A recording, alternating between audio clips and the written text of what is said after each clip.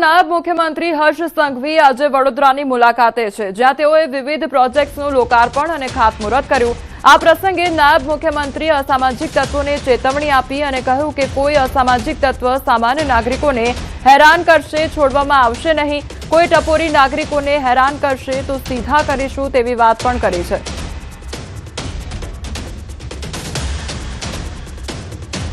આ લુખ્ખા ટપોરીઓને સીધા કરવાનો સંકલ્પ લીધો છે। એમને ચાહે એટલી હિંમત અજમાવી લે, ચાહે એટલા લોકોને, નાના મોટા રાજનીતિક લોકોનો સહારો લઈને આ કોઈની ભલામણ હું સાંભળવાનો નથી। આ લોકોને સીધા કરીને જ રહીશ। કોઈ ટપોરી, કોઈ અસામાજિક તત્વો જો સામાન્ય નાગરિકોને હેરાન પરેશાન કરશે તો ગુજરાત પોલીસમાં હનુમાનજીનો દ્રશ્ય તમને સૌ લોકોને જરૂરથી નજરે પડશે। પાટણ જિલ્લામાં ભાવેશ જિલ્લાના ગેરકાયદેસર આશિયાના સામે તંત્રએ કડક કાર્યવાહી હાથ ધરી છે। રામાધણી ફાર્મ હાઉસ પર બુલડોઝર ફરી વળ્યું છે, જ્યાં બપોરની બ્રેક બાદ ફરી કાર્યવાહી શરૂ કરવામાં આવી હતી। મકાન સિવાયનું તમામ બાંધકામ તોડી પાડવામાં આવ્યું છે અને થોડા સમયમાં મકાન પર પણ બુલડોઝર ચલાવવામાં આવશે। તંત્ર દ્વારા સ્પષ્ટ સંદેશ આપવામાં આવ્યો છે કે કાયદામાં રહેશો તો જ ફાયદામાં રહેશો। જિલ્લાના જીલિયા ગામ ખાતે 2 દિવસથી તંત્ર દ્વારા ભાવેશ જિલિયાના જે ફાર્મ હાઉસ હોય પર જે ડિમોલેશનની જે કામગીરી હોય છે તે હાથ ધરવામાં આવી છે। ગત રોજ 3 વાગ્યા બાદ જે કામગીરી હોય છે તે હાથ ધરવામાં આવી હતી, ત્યારે બીજા દિવસે પણ આ જે કામગીરી હોય છે તે યથાવત રાખવામાં આવી હતી।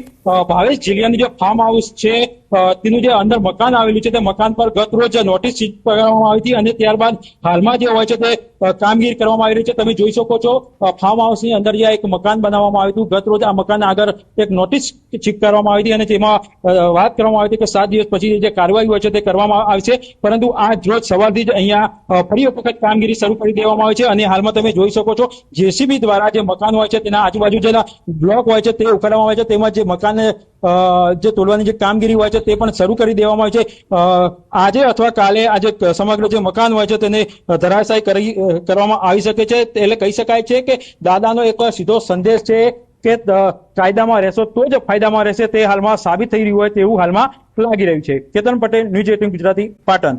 પાટણના જેલિયા ફાર્મ હાઉસ પર હુમલાનો મામલો સામે આવ્યો છે। ફાર્મ હાઉસ પર હુમલો કરનાર આરોપીઓનું પોલીસ દ્વારા જાહેરમાં સરઘસ કાઢી માર મારવામાં આવતા ક્ષત્રિય ઠાકોર સમાજમાં રોષ ફેલાયો। આ મુદ્દે આજે ગાંધીનગરના ધારાસભ્ય અલ્પેશ ઠાકોર તથા સમાજના આગેવાનો જિલ્લા પોલીસ અધિક્ષકને મળી ચર્ચા કરી।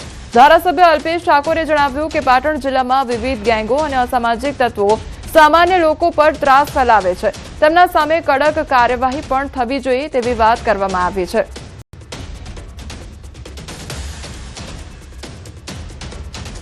પાટણમાં અલગ અલગ ગેંગો, અલગ અલગ ગ્રુપો દ્વારા અસામાજિક પ્રવૃત્તિઓ ચાલે।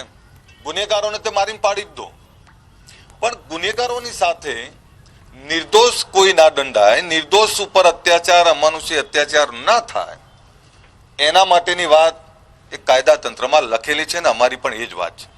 પણ જે નિર્દોષ છે, નિર્દોષને જે રીતે મારવામાં આવ્યા, ત્યારે સમાજની લાગણી એવી છે કે ગુનેગારને તમે દંડ કરો એનો કોઈ વાંધો નથી, અને ગુનેગારને જાતિ જોઈને દંડ ના હોય, ગુનેગાર તો પાટણના જેલિયા ફાર્મ હાઉસ પર હુમલાનો મામલો સામે આવ્યો છે। ફાર્મ હાઉસ પર હુમલો કરનાર આરોપીઓનું પોલીસ દ્વારા જાહેરમાં સરઘસ કાઢી માર મારવામાં આવતા ક્ષત્રિય ઠાકોર સમાજમાં રોષની લાગણી ફેલાઈ છે। આ મુદ્દે આજે ગાંધીનગરના ધારાસભ્ય અલ્પેશ ઠાકોર તથા સમાજના આગેવાનો જિલ્લા પોલીસ અધિક્ષકને મળીને ચર્ચા પણ તેમના દ્વારા કરવામાં આવી। ધારાસભ્ય અલ્પેશ ઠાકોરે જણાવ્યું કે પાટણ જિલ્લામાં વિવિધ ગેંગો અને અસામાજિક તત્વો સામાન્ય લોકો પર ત્રાસ ફેલાવે છે। અમારી સાથે હાલ જેબાજી ઠાકોર જોડાઈ ગયા છે, ઠાકોર સમાજના આગેવાન। સૌથી પહેલા તો આપનું ન્યૂઝ 18 ગુજરાતીમાં સ્વાગત છે। હવે પાટણનો જે આખો મામલો સામે આવ્યો હતો, જે નિર્દોષોને જાહેરમાં માર મારવામાં આવ્યો હતો, કયા પ્રકારે અત્યારે સમાજમાં રોષની લાગણી છે? નમસ્કાર બેન જી। આજે અમે અહીંયા બધા ક્ષત્રિય સમાજના બધા દરેક આગેવાનો અહીંયા એસપી કચેરીએ હાજર થયા હતા અને એસપી સાહેબને એ રીતે રજૂઆત કરી હતી કે સાહેબ ગુનેગાર હોય એને સજા મળવી જોઈએ, પણ જે ક્યાંક નિર્દોષ લોકોને જે ખોટી રીતે મારવામાં આવ્યો છે તો એ કોઈના ઈશારેથી અને આમ ગણો તો બંને જે હોમ પાર્ટી એ પણ એક ગુનેગાર જ હોય છે. આ પણ એ છે, એટલે જે અમારે ગુનેગાર છે કોઈ લેવા દેવા નથી, અમે એને કોઈ સમર્થન નથી કરતા. પણ જે નિર્દોષ જે 7 થી 8 છોકરા કે જિંદગીની અંદર જે પોલીસ જેવું કદી નોમ ના સોંપડ્યું એવા છોકરોને બહુ ઢોરમાર મારવા, એની સામે જ સમાજનો બહુ રોષ હતો. એની રજૂઆત સાહેબને વાત કરી અમે, તો સાહેબને કીધું કે આ રીતે તમે જે ખોટી રીતે જે પોલીસ હોય અથવા કોઈ બીજું ચીજ કોઈ પણ હોય, રાજકીય પ્રેશર હોય, તો એના ઉપર કાયદેસરની કાર્યવાહી કરવામાં આવે. અને જો કાર્યવાહી ના થાય તો અમે એક આંદોલનની પણ ચીમકી આપેલી હતી સોમવારે 23 તારીખ. તો સાહેબે સંપૂર્ણ ખાતરી કરી આપી. 4 અધિકારીઓને કોઈક સસ્પેન્ડ કરવાનું સાહેબે જાહેર કરી દીધું. એટલે આજે સમાજને સંતોષકારક પૂર્વક પોલીસ તરફથી, સરકાર તરફથી જે જવાબ મળ્યો એમાં સમાજ રાજી છે અને પોલીસ અને સરકારશ્રીનો આભાર વ્યક્ત કરે છે. અને આગળની રણનીતિ જે પોલીસે જે અંદર તપાસ કરે એના પર પોલીસ અને સરકાર ઉપર સંપૂર્ણ ભરોસો છે. જી, આપ અમારી સાથે જોડાયા તે બદલ આપનો આભાર. તો જે ઠાકોર સમાજના જે આગેવાનો છે, ક્ષત્રિય ઠાકોર સમાજના જે આગેવાનો છે, તેમના દ્વારા આજે ચર્ચા કરવામાં આવી અને તેમના દ્વારા વાતચીત પણ કરવામાં આવી છે અને આશ્વાસન પણ આપવામાં આવ્યું છે. સસ્પેન્ડ કરવાની પણ વાતચીત તેમના દ્વારા કરવામાં આવી છે. અને બીજી તરફ જે સમાજના આગેવાનો છે તેમના દ્વારા આભાર પણ વ્યક્ત કરવામાં આવ્યો છે અને એક વિશ્વાસ પણ તેમના દ્વારા મૂકવામાં આવ્યો છે.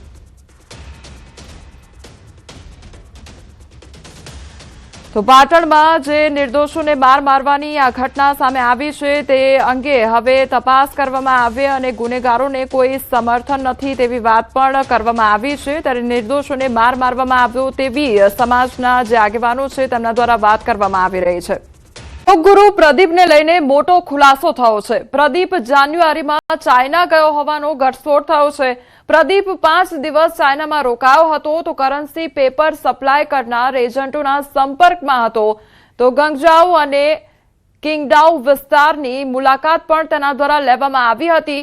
નકલી નોટોમાં 10 થી વધુ સિક્યોરિટી ફીચર હોવાનું ખુલ્યું છે. પેપરનું એક બોક્સ અંદાજે 1.5 લાખનું હોવાનો ખુલાસો થયો છે.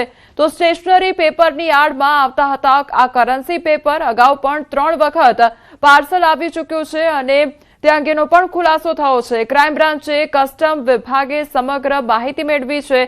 આયુષ મંત્રાલયના નામનો ખોટો ઉપયોગ કરવા બદલ ગુનો પણ નોંધવામાં આવશે. સંવાદદાતા ઋત્વિજ અમારી સાથે જોડાઈ ગયા છે. ઋત્વિજ, પ્રદીપને લઈને એક બાદ એક ઘટસ્ફોટ થઈ રહ્યા છે. હવે તે ચાઇના પણ જઈ આવ્યો હોય તે પ્રકારની માહિતી સામે આવી રહી છે. શું અપડેટ? જી કોમલ, વાત કરીએ તો અમદાવાદ ક્રાઇમ બ્રાન્ચ દ્વારા હાલમાં તમામ આરોપીઓ છે તેઓના રિમાન્ડ મેળવીને પૂછપરછ કરવામાં આવી રહી છે. જેમની પૂછપરછની અંદર એક ચોંકાવનારો ખુલાસો થયો છે. જે આરોપી છે પ્રદીપ, તે પ્રદીપ જાન્યુઆરી મહિનામાં લગભગ 5 થી 6 દિવસ માટે તે ચાઇના પણ ગયો હોવાનું જાણવા મળી રહ્યું છે અને તેની સાથે અન્ય 2 થી 3 વ્યક્તિઓ પણ ગયા હતા. જ્યાં જે આ કરન્સી પેપર સપ્લાય કરતા હતા તે એજન્ટોની સાથે પણ તેને મુલાકાત કરી હતી. જોકે મહત્વની બાબત તો બીજી એ પણ સામે આવી છે કે ચાઇનાના જે 2 વિસ્તારો હતા કે જ્યાંથી મહત્તમ આ જે પેપર, જે કરન્સી પેપર છે તે સપ્લાય થતા હોય છે, તેની પણ મુલાકાત આ પ્રદીપે લીધી હોવાનું જાણવા મળી રહ્યું છે. સામાન્ય રીતે વાત કરીએ તો જે ઓરિજિનલ જે ચલણી નોટો હોય છે જેમાં 32 જેટલા સિક્યુરિટી ફીચર્સો હોય છે, જ્યારે આરોપીઓ દ્વારા જે બનાવટી ચલણી નોટો છાપવામાં આવી હતી જેમાં 10 થી 12 જેટલા સિક્યુરિટી ફીચર્સ હતા. એટલે આરોપીઓ છે તે આ નોટો મહત્તમ પરચુરણ રીતે વટાવતા હતા, ક્યાંક પેટ્રોલ પંપ ઉપર, કરિયાણા ઉપર અથવા તો જ્વેલરી વસ્તુ ખરીદવા માટે કે જ્યાં ઓછામાં ઓછી રોકડની જરૂર પડતી હોય ત્યાં આ ચલણી નોટો વટાવવાની ફિરાકમાં હતા. બેંકમાં કે અન્ય કોઈ જગ્યાએ તેઓ ભરવાની ફિરાકમાં ન હતા.